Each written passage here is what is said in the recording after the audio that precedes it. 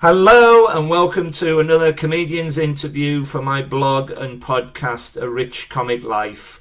My name is Richard Gill and my blog describes my experiences of watching over 1,500 comedians for over the last 50 years. My guest today is the wonderful Jack Gleadow. Yay!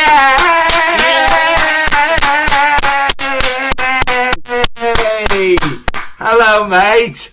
It'd be funny if the whole interview was just you clapping for the 45 minutes.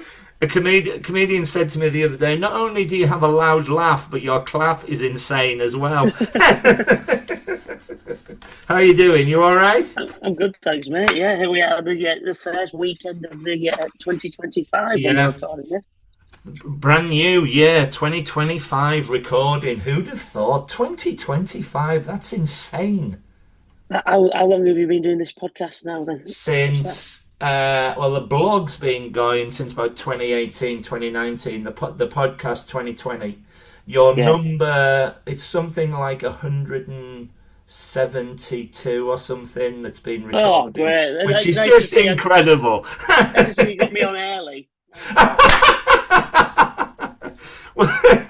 It's just been insane because all I do is go and sit and laugh in the front row, and they'll go, it's Rich, we must go and do his podcast. It's such a good idea, and it's so supportive of everybody. It's wonderful. I'm so delighted to see you. We're going to kick off the chat by going right back to the start and asking you, please, how did you become a comedian in the first place? Well, it started. Well, I loved comedy when I was a kid, but I started doing magic when I was like 10 years old. So I joined like a local magic club. Then I started doing like magic competitions all over the country. So I technically, but I realized that I liked comedy magic. So I technically started doing comedy at the age of 10, like because I was doing that in pubs, theatres, competitions, and all that.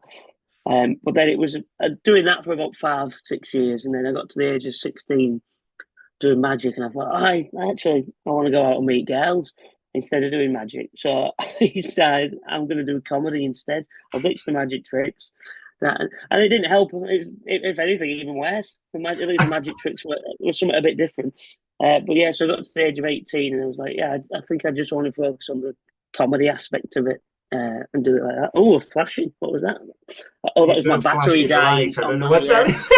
Life. That was scary. I thought I was seeing the lights at the end of my life. Then you actually never start any comedy. I thought that was how it was going to end. Wow, are you all right? Well, that's the light going off. I can still see you. It's fine.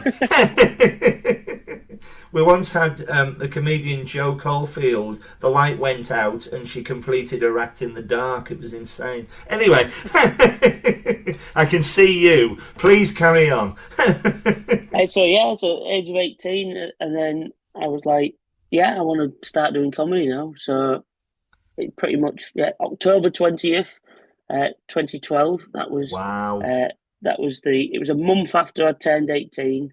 Because I wanted to do it before, but when I was like 16, 17, doing it in clubs and that, I realised you'd have to be like, a lot of the places are strict on over 18s and all that. So I was like, I'll have a few years off doing the magic, I'll start doing it when I'm 18. So yeah, that's how I got started. Can you remember your first magic trick? Oh, that's a good question. I don't know. I don't think I do, actually. I don't think I did the first trick. I remember a few of the tricks I did on stage, but I can't remember the first like actual trick I learned. No, I don't think I do. What about you? I was just going to say, what about your first comedy gig? First comedy gig, yeah, I remember that. That was a little venue in Hull called Union Mashup, which was owned by the drummer from the beautiful South. Wow. And he got to know him and run a gig there myself and a few days. Real nice bloke. But yeah, that was my first gig. And yeah, first gig. It was on. Glenn Moore was on. Oh, brilliant! And then he's gone on to do great things, and a few other circuit acts were on and stuff.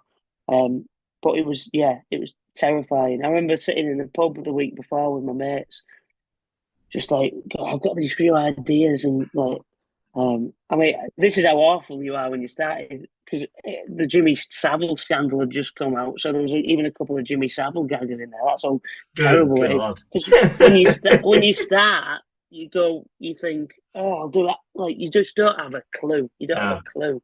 So there was like, oh, that's in the news. I'll do a gag about that. And in retrospect, you think, oh God, I wouldn't dream of doing that now. Like, no. but that dates it. When did you start? Well, I did a Jimmy Savile joke. There you go. Right. The reason I asked about the magic trick was that years ago I was in a training session, and we had to teach somebody how to do something, and I taught them, or I was going to teach them, the only trick, a magic trick I've ever known. And I used to do it all the time, and I hadn't done it for about a year. And I stood up, and the thing got recorded, and I forgot it. It was just like a sketch. It was like, oh well, that card doesn't go there, and that didn't work, and what's going on? Because if you're a comedy magician, what is fascinating is that not only do you have to be spontaneous with the comedy, but you've also got to remember the trick unless it goes wrong, like Tommy Cooper or Pete Furman's a classic example of that sort of genre as well, like yourself. Do you Well, that's agree? what the whole act was when I started. The whole act was things would go wrong, Yeah, and then you'd mend it, but you'd always have the trick to rely on. I think that's what's helped later on when I've ended up getting people up on stage for bits in my act that um, I've learned that from a young age because from the age of 10, I've had people on stage with me. So I've learned how to deal with them and what to do because you yeah. tell them where to stand, what to do. So that kind of helped later on in my career, really. So, what do you like to talk about on stage apart from doing the tricks? Is it from your own personal experience, or is it from the news, or is it a bit of both, or is there any specific themes? Um, to be honest, it's all over the place with me. There's no track thing of what I'm going to talk about. There might be a personal story, there might be a weird routine where you're getting someone to dance. It's just whatever pops in my brain, and I'll give it a go. Like I don't really have a strict. Oh well, that's well, not no politics. Definitely Yeah, don't ever go into stuff like that. But everything is up for grabs really. If I'm like, oh, that'll make a good routine. I'm kind of in the process still of finding my voice though. With that, I still there's still things where I'm going, oh, that's a decent routine, but maybe it isn't right for my act really if I'm really bottled down to it. So I'm still in the process. I think you're always in the process of that. yeah. Really, trying to find who you really are as a performer. I don't think anyone quite gets there fully for years. Really.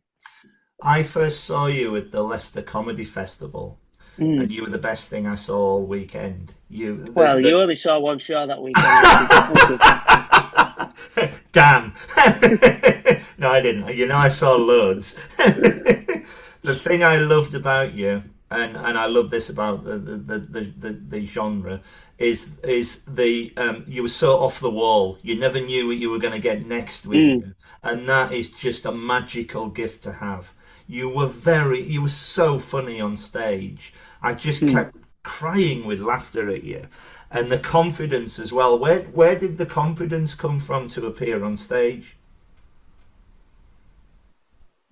I am not very confident at all, and to this day, not very confident before I get on stage. So I don't know what it is when I'm on stage. Something Something just did. clicks. But people say because I get really, really nervous, to the point where sometimes I'm vomiting before I'm on stage. Like Huh? it's really bad, and people just can't believe that when they hear it because they're like, "Look, are you the same bloke that's on stage for 2 minutes later?" I'm like, yeah, I just don't know. I just get so nervous. Like, It's so, but when I'm strange, on isn't it? stage, something about that light hitting my face, I'm just like, Yeah, yeah. yeah. And even then, I'm nervous on stage, but I've just learned to not show it, I Yeah, guess. yeah.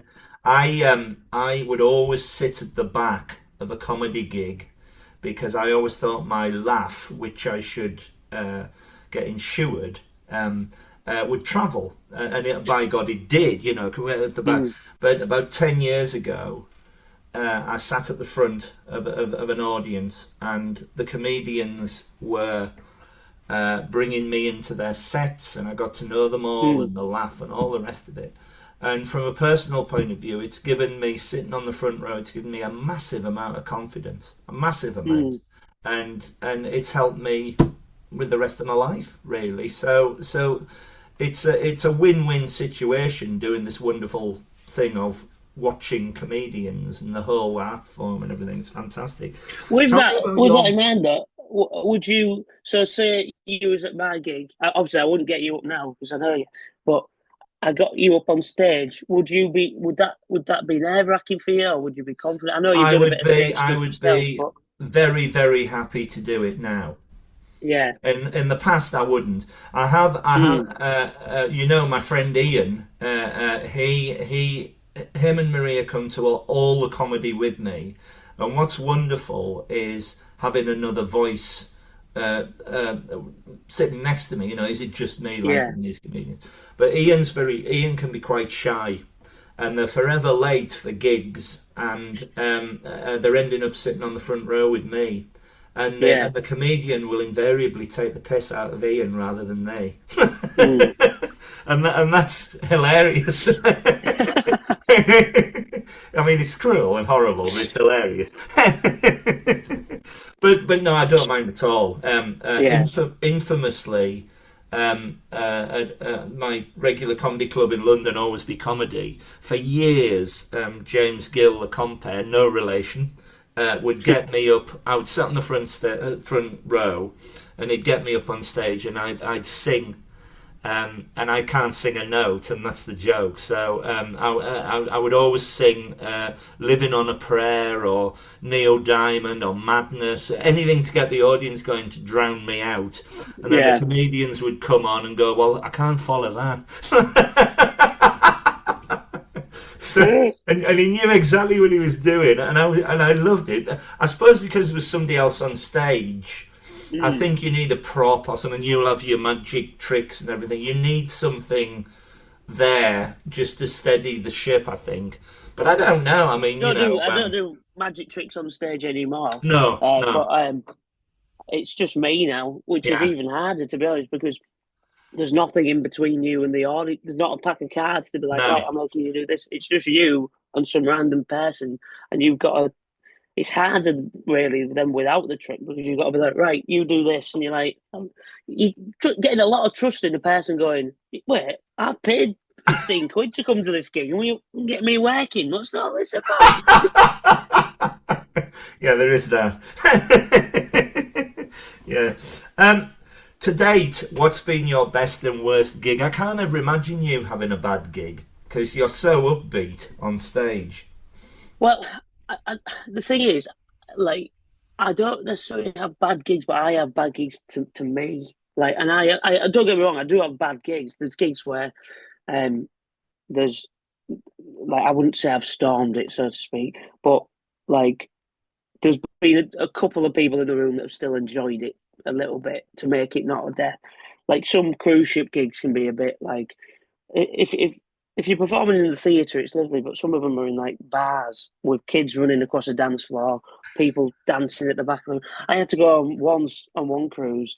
They're all on the dance floor, like for all like it's midnight. It's midnight. They're all dancing to "Red Light Spells Danger" on the dance floor.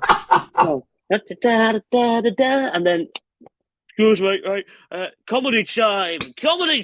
Please welcome your entertainment this evening. And everyone's like, "What the fuck?" Leaving the dance floor, and I've got to walk on. Like, "Oh, you're all right," and you're like, "Stop." Um, It's classic yeah, Peter Kay, Victoria Wood. yeah, yeah.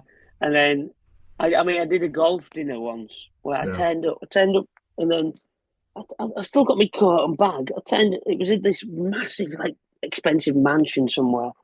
And then I walked into this room and I was at like the balcony bit and there was about 10 tables at the bottom. And then the bloke just went, "Oh, and it's time for your comedy. Here he is." And I just walked in the room. So I had to come down the steps, all you could hear in the room was me walking to the front of the stage, just silent. I'm like, and I got to the front and I went, I've got to get my suit and that on first, mate. I'm like, I can't go on in my tracksuit. So I was like, oh well, and then he kind of went, oh, I guess it'll just be a minute. I'm like, I've just got it. So then I had to Where's go the around the back, enthusiasm? and then came on, and it was literally silence, apart from one table of Oh, lads that mate. were like sniggling. The rest of the room was just. I mean, I think half the blokes turned their hearing aids off. That I got that vibe, and but it was just silence. But to the point where it became funny to me, and I started to enjoy it because I was like, "Well, I know it's not this bad because it works. I've worked on this for years. I know it works." But then it was funnier to me that it wasn't working. I was like, oh, "I'm just going to Yeah, enjoy yeah, this now." Like, yeah. yeah, I that also was think probably the worst. I also think as well that, correct me if I'm wrong, but all good comedians, all great comedians, have to have a bad gig because it's all Oh, experience. definitely. Yeah, If definitely. you blaze through it with, oh, I'm really good at doing this, if you suddenly have a bad night and you get flawed, you think, well, what happened there? I think you have to experience the bad to become Mm, the good. Do you agree with that? definitely. But I have a very high threshold. So I mean, I did some gigs last month in Europe, and I thought I was struggling the whole way through. I was, oh, that came off, that was horrible. And they're like, oh, that was great, and everyone enjoyed it, and people coming up to you, and you're like, I think unless my reaction isn't there, I like overthink every little aspect of everything. But you realise like a lot the way people watch comedy in Europe is very different. It's not laugh a minute. A lot of them are just like listening and trying to understand, and then some bits are like that and some bits are like that. But it's like yeah, it's just kind of getting used to different types of audiences and stuff, Yeah, and learning to just be like right, I am funny, just enjoy it. Like that's don't be exactly too it. harsh on yourself. I think a lot of comedians do overanalyze, and I Mm. think that's not fair on them. If you're funny, and you are very, very, very funny. There is no doubt about it. You make me laugh like a drain whenever I see you. And the other thing is, look at the comedian Ken Dodd, infamous for his Mm. giggle map of Britain. He would go Yeah. around everywhere and monitor what was funny. That's extraordinary. Mm. So he would tell different jokes in Carlisle than he would in Brighton or wherever. Yeah. Amazing. Um, so, following on from that, you mentioned earlier on about nerves. How do you cope with any nerves before you go on stage? To be honest, I don't really. It's just kind of like it is a thing. I mean, last year was all right. It's usually now when I'm out my comfort zone where I am physically sick. That's usually like a thing where I'm like in the toilet and then I've Wow, had it before where I've literally been sick as my name's been introduced. Like, wow. it's bad really because if I had a normal job. And I worked at an office desk, and I was had to sign in. I was like, anyway, it was people are like, I think you need a new job. Like, That's wonderful. I saw very recently Greg Davis doing a work in progress, and I've never met him before. And I'm sitting on the front row, and he walked on. He said, you're my age, and I said, yeah. I said, he started talking about his prostate, and he said to me, how many times do you go to the toilet in a night, sir? And I went, 6. And he pulled one of his funny faces and went, oh my God, sir. He said, you really need to be in a hospital. And when I met him afterwards, he went, your laugh is insane. Would you say that? need to be in a hospital. Yes, yes, yes, yes. I No, I would. didn't say Next that at question. all. I didn't say that at all, and you know. Would you say that as soon as you walk onto a stage, or as soon as you get a laugh from a joke, any nerves you may have go? No, they dissipate or slow, but the nerves don't really fully go until I walked off. I don't think. Wow. Because you never know where it's going to go, especially when you're using people from the audience in some bits. Um, you're like you're not necessarily. you don't know what they're going to do, how that's going to affect the act, um, and then sometimes you might have them, but you might lose them in the next bit of material. So yeah, I never fully relax really. Um, So, having all these nerves, what makes you get up on stage night after night and do what you do so wonderfully? it's the money, Rich. It's the no. It's purely the dosh. It's all the women and all the stuff. Come on, back It's in the the life. 70s. No, it's I don't know. That's a really good question. I think I'm trying to find out myself still why. I don't know. I think it's kind of I'm in this weird position where like comedy's everything I've always ever done. Since I was 10, be it with the magic or whatever, I've always done comedy or been involved in comedy. So I've never really done anything else. So it's So, kind of the norm to me. if you suddenly walked away from it, it would be a massive loss because I just think you're a fantastic act. You're so good. One more question just about this. I've met your dad, and he's a lovely bloke. Was your dad your manager at all, or did he help you with anything to do with the comedy side of it, or No, he used to when I was a kid. He used to help me with the magic. He used to like right? build props and stuff. And well, he built a prop for my Edinburgh show in 2019 as well. But Yeah, no, when I was a magician, he used to write gags and that as well for me. So when I comedy brilliant. magic and stuff. But when I started doing stand up, it was kind of just like he's always said I'd love to be involved. Sometimes he does give me ideas and stuff, but we don't like sit down and write together or anything like that. But the big thing my dad does is just be real supportive and like when I need lifts to shows and stuff, he'll always drive me and support me in that way. So that's yeah, I wouldn't do it without my parents being so supportive. Really, it's good to have that Pass on because I my know a lot of people regards don't. to him because Well, yeah, when I talked to him, you could tell that the support was phenomenal. He's very proud of what you yeah. do, as am I. I think you're a major talent, my friend. I really do. No, thanks, mate. Yeah, Um, he could watch me 1,000 times with that. He just comes and sits in the gig. And he's brilliant. I He's think so you've good. seen it. You see, I don't know. You can. Even I'm sick of it. So I was It's like, it's like if I'm not there, he is. Oh, Richie's in tonight. Right, let's move on. How do you remember your routines? Do you have a way of remembering them? I kind of use it as a bit of pick and mix now. I just kind of go on and be like, oh, I'll do that bit now, do that bit.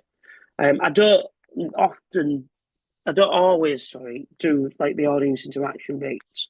I kind of pick and choose where I do those Yeah, gigs.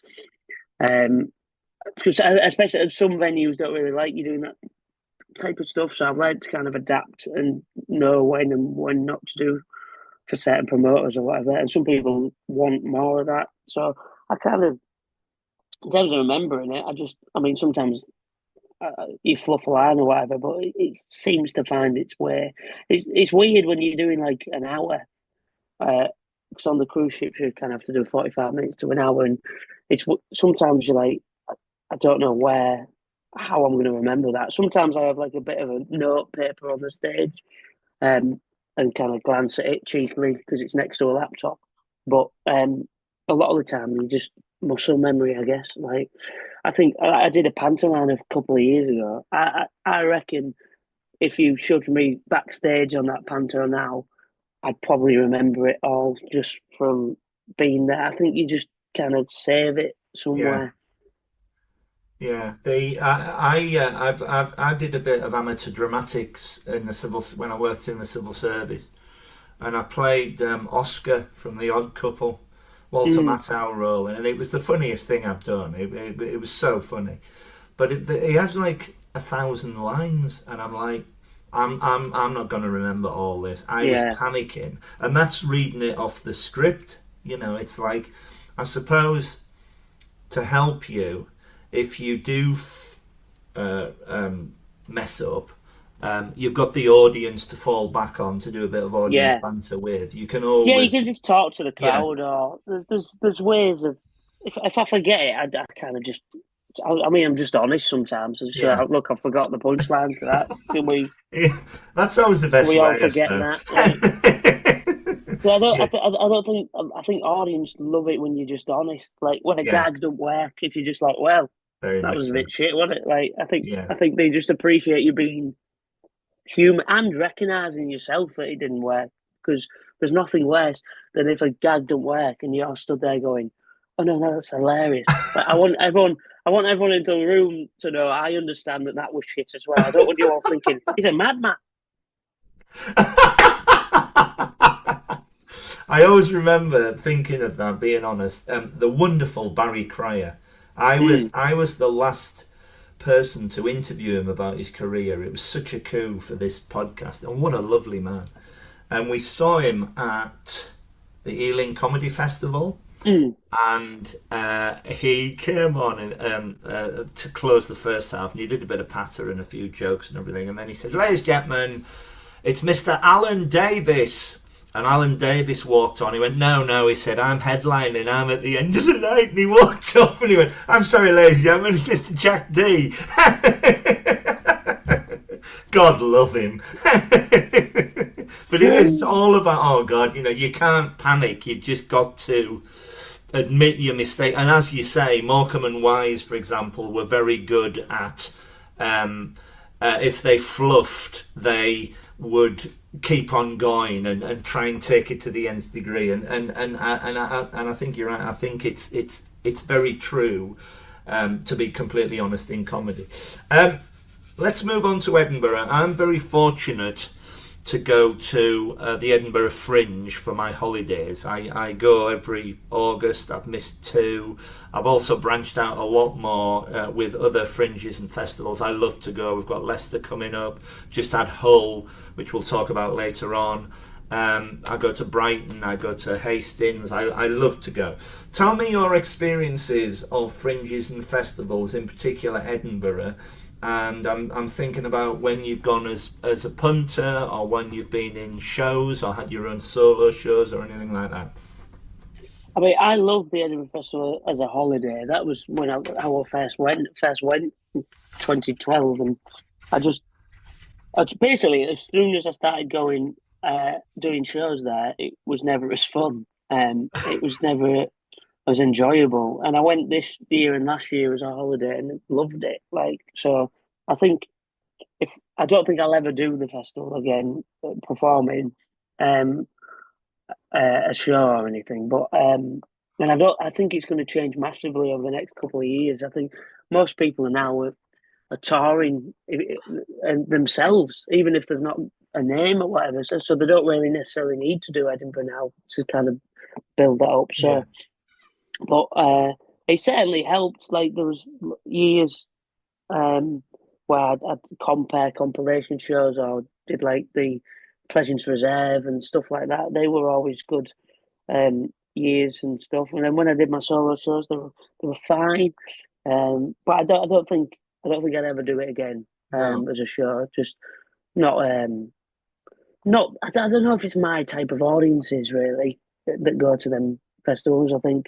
I'd always have an amazing previews season, and then I'd do Edinburgh, and it'd be hit and miss really. More hits than misses, but just some people are walking in like, "Who's this northern chap?" He's No, I not get recommended that. in the Guardian. Like, I mean, my epitome. I mean, it's not a great joke, but it's an old gag. It's I asked the audience what song's number one when they were born, and it's always different. And one day in Edinburgh, this person said "Mud," and I went, "Oh," I said, "What song did Mud sing?" And they said "Tiger Feet," and I went, "That's right, that's right, that's right." Shit gag, but nobody in the room laughed.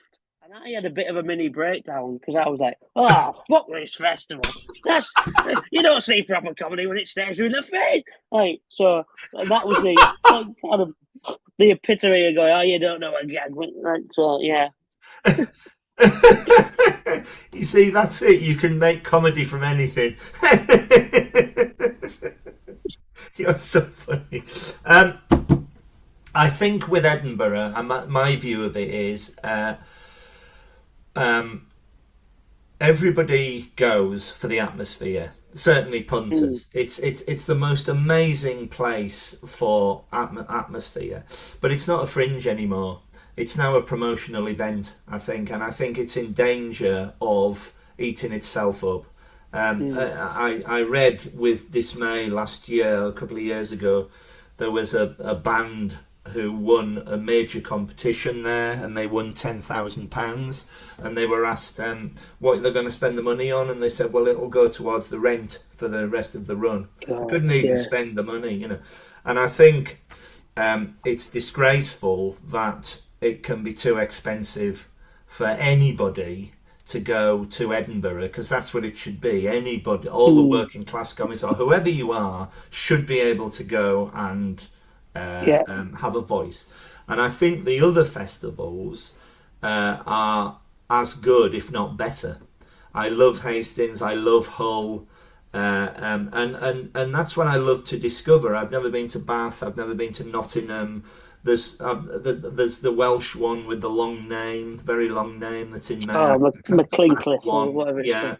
All these are supposed to be really great, you know. So I I've don't always loved know. Leicester. Leicester's always been good, but I've not done Leicester for about 3 years now. Yeah, Um, but Leicester was always a good one. That was like where I did the Mercury Award, and I've done the yeah, yeah, ones at yeah, the Montfort Hall, and I've yeah, always yeah. some really lovely gigs Well, in I'm going to Leicester. go. I Yeah, think for I've my always fifth. enjoyed Leicester. I'm going to go for my fifth year again, and I wanted to mention Hull because it was wonderful that Gary Jennison and Jed Salisbury, who run the Hull Comedy Festival, I've been there twice, and they invited me to be a judge for the Hull What's On Comedian of the Year final, and you were the other judge, and it was wonderful Mm.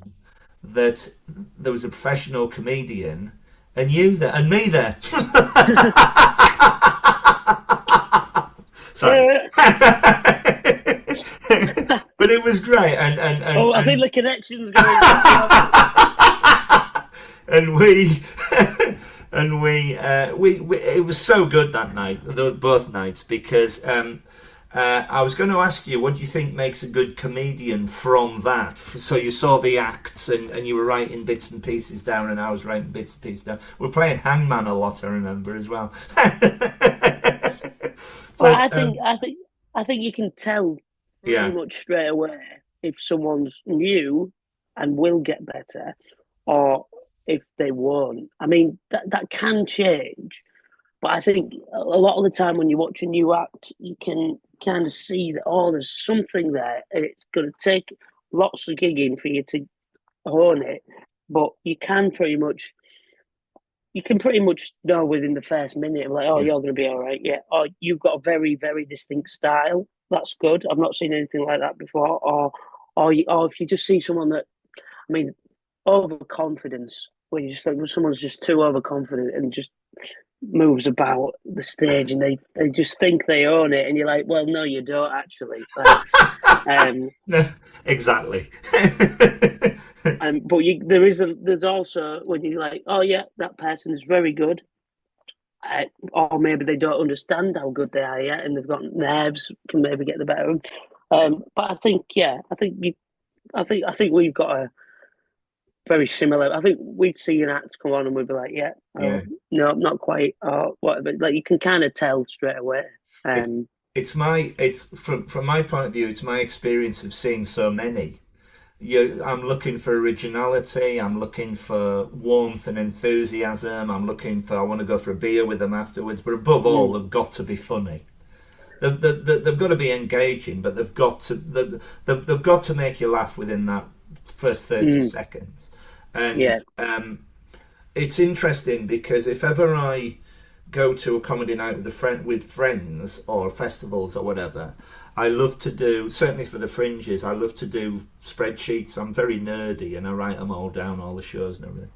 And my friends who come along with me, they say I'm very good at picking acts for different people who come along with, and I think that's just the mm, experience of seeing so many like mm, I do. But It's fascinating because, as you say, you do just know, don't you, when they come on. To date, what's been your comedy highlight Ooh. apart from Um, this? yes, obviously this is straight to the top. Um, say it was a solo show in Hull to like a sold out 500 seater. Um, I got a standing ovation at the end, which made me cry, and I think that was probably the pinnacle. Really going, oh yeah, Wow! if I could do this every night, that'd be cracking. Um, Congratulations and well deserved. Well I mean, it deserved. was 5 years ago now, so I really need to get my ideas up and right. Well, 2025, you'll do it again. Definitely, that's lovely. And what ambitions do you have as a comedian? Would you like to be on television? Would you like your own quiz show? Anything like this? I think well that changes uh, the further you get into it because I mean when you first start you just want to be on telly like I want to do that with the Apollo, I want to do this, I want to do but then the more you get into it, if those opportunities don't come early on, you kind of it more becomes right. How do I make a living out of this? And then you kind of by doing that you have to diversify. I've always just kind of lived by. I want to be able to gig in every type of room, be it rowdy, raucous, corporately. That's the key to a long career, being able to adapt to different things. And then now I've started doing cruise ships and do them like 15 weeks of the year or whatever, and they are kind of different to land gigs or whatever. So I'm kind of and you get to travel the world, so I want to do more of that. I'd still have that little bit of me that wants to do telly stuff like Mr. Saturday Night and all that. But how I go about that in this day and age when TV's kind of a dying art form in terms of it's kind of developing new stuff in terms of like new presenters and so I don't know if that'll ever be a thing for me really. I think my type of thing that I wanted to do doesn't really exist anymore. That shiny floor show, and if it does, it's not really the same as what it was. So is it a case of me developing my own thing and going down that route? I don't know. Um, but for me, it's just honestly, if someone just signed a contract and said for the next 50 years you're going to be all right doing what you're doing, I'm happy just doing that. Really, I just want to carry on doing gigs and Oh, good working. for you. Good for That's you. it. Please tell me more about the cruise ship work. How did you get it, and how does it differ from a normal stand up comedy night in a room? Well, I changed agents in 2023 now in April 2023 Right. because I just wanted to because I'd always kind of done my live stuff, but I wanted to like kind of get extra stuff. Um, and then signed with this new agency. And within a week, they're like, "Right, you've got 3 cruises next month." I was like, "Oh, I didn't know it was going to be this quick." Um, so, and then I mean, the first few cruises I did were tough, but they because one of the first ones was that gig I just told you about with the Yeah. dance floor and everything. But then the theatre ones are lovely. Um, Sometimes they can be a bit lonely. I mean, I split up with my girlfriend a few years ago, and the next day I was on a cruise for a week, Oh, uh, going on the Tenerife. So I was like, in paradise, and I'm just stuck in my cruise room going, oh, what's going on? And then having to make matters worse on that cruise, I landed in Tenerife. We get to the barrier where all the luggage is. Oh, we've not got your luggage. It's stuck in Germany. Oh, of course it is. Of course it is. Couldn't need anything else. So I've got a week in Tenerife with just my tracksuit on. That's going to be fantastic, isn't it? Like so, stuff like that aren't always the fun side of cruising. But then I started doing the Virgin ships last year. And they are great. You don't have any restrictions on your material in terms of there's no kids on board, so you don't have to be clean or anything. That they're fun ships. I mean, there's a bit of can sometimes be a bit of a struggle with like an American audience trying to adapt to those and getting them to understand whatever this voice is. and explaining what Hull is to a North American. He's like, Hull? What state's that in? Like, so it can be difficult, but you get to travel and see amazing places. So that's like That's the bonus. amazing. You kind of and it kind of because it's a bit of a security in terms of I'm going away in a couple of weeks and I'm away for a month, and that means when I come back I can be a bit picky and choosy with what gigs I can and can't do. So I can be like, I don't really have to go do that gig on a Tuesday to 4 men in a pub in Bolton, sort of thing. Not there's Carlisle. nothing wrong with 4 men in a pub with Bolton. If you invite me, I'll come and do it. The reason I bring it up is that a lot of good comedians end up on cruise ships, and most notably, you there? Is that what you're saying? no, I was going to say most notably for me, one of the first acts I ever saw was Tom O'Connor, and I would be 10 years old, and I didn't have a clue. We went as a family, and he ended up famously on the cruise ships, and he was there for years, and he had a great time. So we went to see him in Torquay. I was 10 years old, and as a treat, I went. Mum and Dad got me a comedy show, and it was Tom O'Connor, and I didn't really understand it. I was like 10-year-old, first comedy show, whatever. And he walked on in his suit and his tie, and he started his patter, and I laughed so hard that it floored him. And he had to just his tie, walk off, come back on again, start again.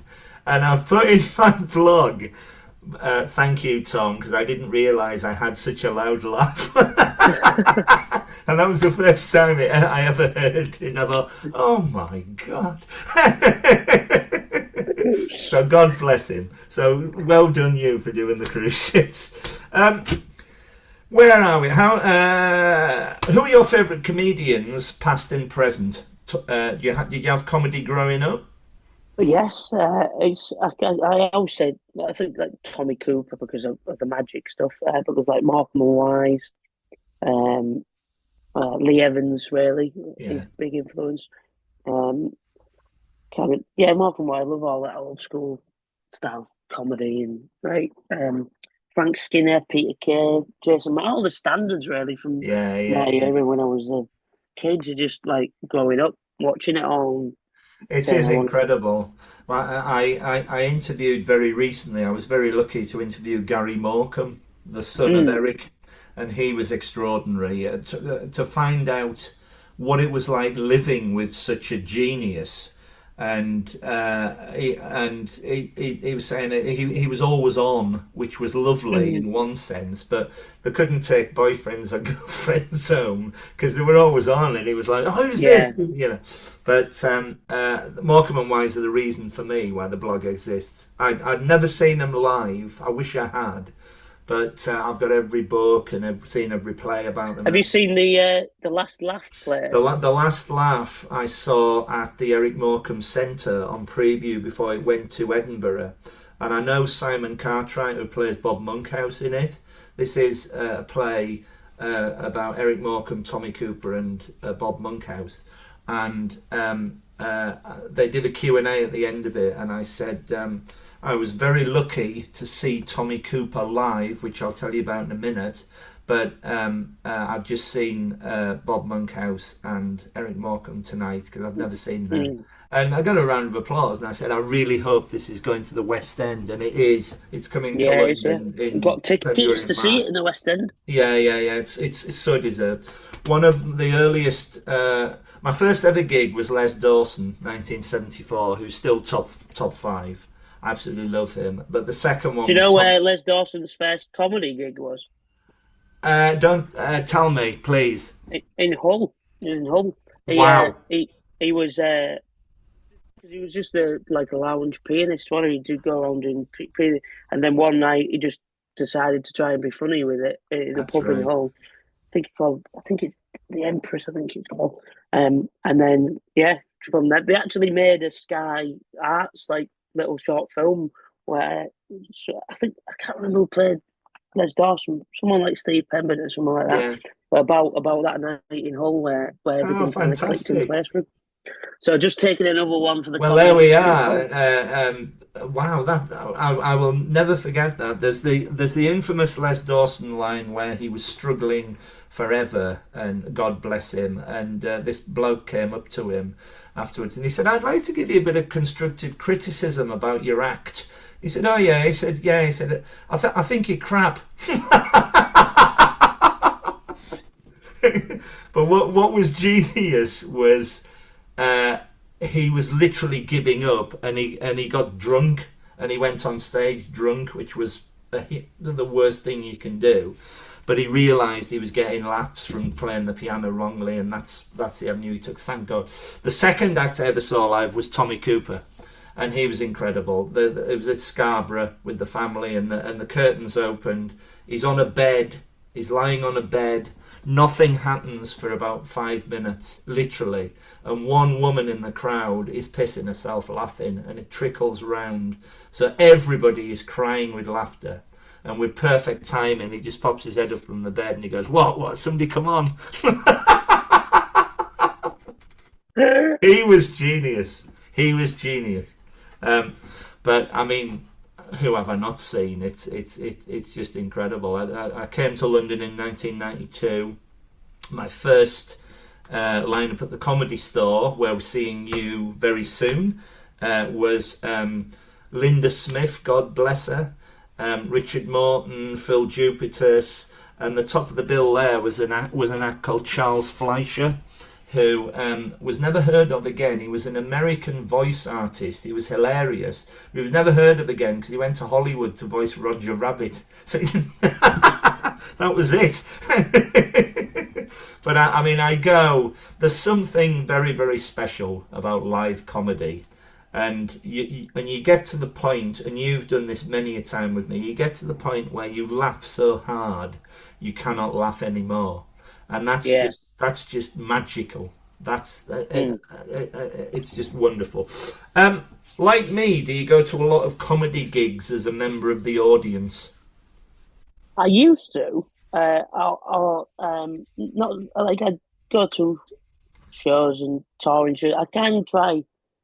I don't really go see friends as such anymore. I like to go see different types of, or like American comics or whatever. But I or different types of things. Like when I go to Edinburgh, I like to try and see um more like magic or circusy type shows, or like the Umbilical Brothers. I don't know if you've ever seen them, but they are Fantastic. They're phenomenal. fantastic. Yeah, They're yeah, yeah. coming to London actually in March.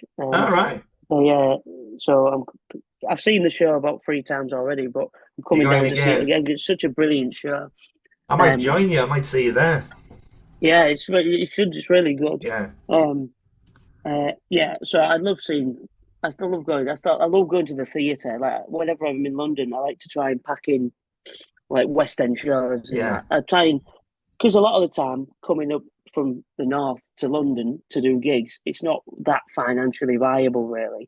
Right. So I kind of treat it as a mini holiday and go, right, well, if I can break even and get a few West End shows in under my belt, um, it's a trip worthwhile. Like when I'm in London next week, I've got 2 gigs on the night, but the afternoon I'm going to be watching the Played in Panto matinee. That's All what I'm going to right. be seeing. So I saw that a couple of years ago and thought it was fantastic. So I'll be watching that, and then That'll be good. And you're at. I know. By the time this will go out, it's obviously in the past. But you're at the Village Green tonight. Is that right? Sunday. That's tomorrow. Sunday. Tomorrow, yeah. Yeah, yeah. So have a good one there as well. So you've got the Village Green, and you've got the Comedy Store next week, which I Mm, will see you there. So cracking. wonderful, wonderful stuff. If you're on a bill of acts and you're first on, would you stay and watch the rest of the acts? Honestly, it depends on if I'm staying over. If Yeah, the act, that's a big thing as well. Or if you sometimes if you're on later on, you don't like the act and you want to see them do badly, that's really good. No, I'm joking. uh, of course. no, it depends who it is. I've seen a Yeah, lot of the acts now on the circuit, so sometimes it's just like it could be a difference of you getting home that night or getting home the next day. So Yeah, if you yeah. can get home, with not driving, I have to rely on public transport a lot. Um, but yeah, I do still like to watch a bit, but I mean, I think once you've seen a lot of club comedy of the same act, I mean, you kind of right. I've seen that act. I know what they do. They're great, but I don't kind of need to see it tonight, sort of thing in Yeah, this yeah, yeah. environment. Yeah, there's still some acts that you'll be like, yeah, like if you've got like your Andy Askins on or whatever, like yeah, I'm gonna stay and watch Andy because I love Andy. So He's just done um, one of these. He's wonderful comic. He's great, great man. he's Yeah, great. Yeah, yeah, yeah, lovely man. Um, just before we go, and I could talk to you all day. You are one of the funniest people I know. It's been an absolute joy talking to you. Is there anything else you'd like to say? Where people can find you on social media? Have you got any podcasts? Anything like that? I'm on social media. I'm on. I'm doing a little bit of a tour later on this year. I'm doing tour support for some people, so you might see me there.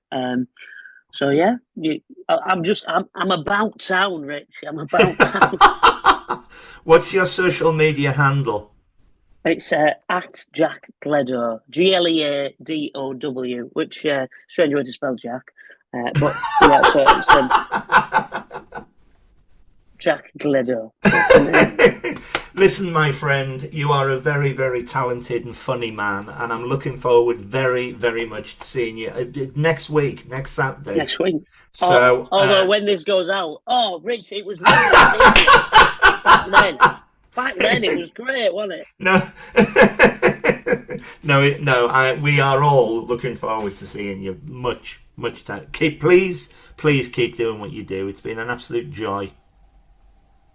Thanks, Rich. All the best, mate. You take care.